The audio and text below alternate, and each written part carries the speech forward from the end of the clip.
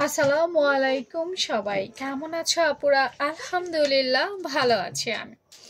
আজকে চলে এসেছি তোমাদের সামনে একটা সমস্যা নিয়ে। সেটা হচ্ছে যে মোহরা টান খেলে কি করবা।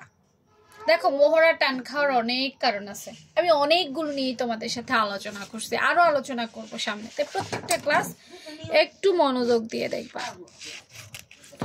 মোহরা মূলত দুই ভাবে টান খায়। একটা হচ্ছে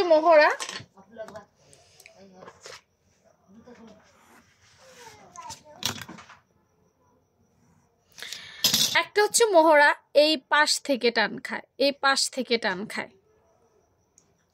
একটা হচ্ছে মোহরা উপর থেকে টান খায়। জামা বানানোর পর কাস্টমার তোমার কাছে আইসা যদি বলে আমার মোহরা টান খায়, কিরবা মোহরা বাড়াই দিবা? না, মোহরা বাড়াবা ঠিক আছে, কিন্তু আগে তোমাকে কি রোগ হইল, কোথা থেকে হইল, উৎপত্তি স্থল খুঁজে বের করতে হবে। মোহরা মাথায় রেখো, মোহরা যদি পাশ থেকে টান খায় তাহলে ওটা তোমার দোষ না, ওইটা কাটলাইন কম ছিল।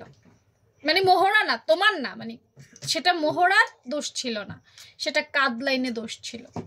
আর মোহরা যদি লম্বায় টান খায় তাহলে সেই মোহরাটা ছোট ছিল, তার মানে একটু বাড়াই দিলেই হয়ে যাবে। আমার কথা বুঝছো নি? আমি জানি না আসলে তোমাদের কতটুকু বুঝাইতে পারে, আবার একটু কেয়ারফুলি আমার কথাটা শোনো। মোহরা দুইটা কারণে টান খায়। একটা হচ্ছে যদি কাটলাইন কম হয় তাহলেও মোহরা টান খাবে, আবার যদি মোহরা ছোট হয় তাইলেও মোহরা টান খাবে।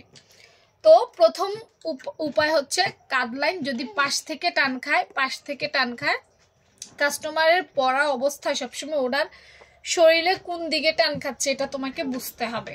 যদি দেখো হাতা টাতা সব ঠিক আছে তাহলে বুঝবা মোহরাতে সমস্যা নেই, বাড়াইতে হবে না, এটা কাটলাইনে প্রবলেম ছিল।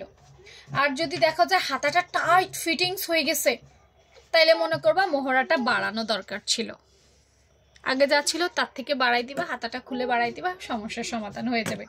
কারণ আমি জানি কাস্টমার পড়ার পর অনেক ধরনের সমস্যা দিবে, সেগুলো যদি সমাধান না করতে পারো নেক্সট টাইম কিন্তু কাস্টমার তোমাকে আর অর্ডার দিবে না।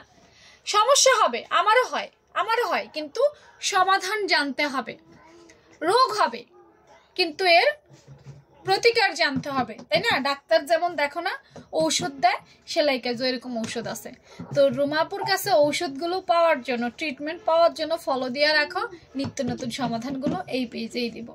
ভালো থেকো, আল্লাহ হাফেজ।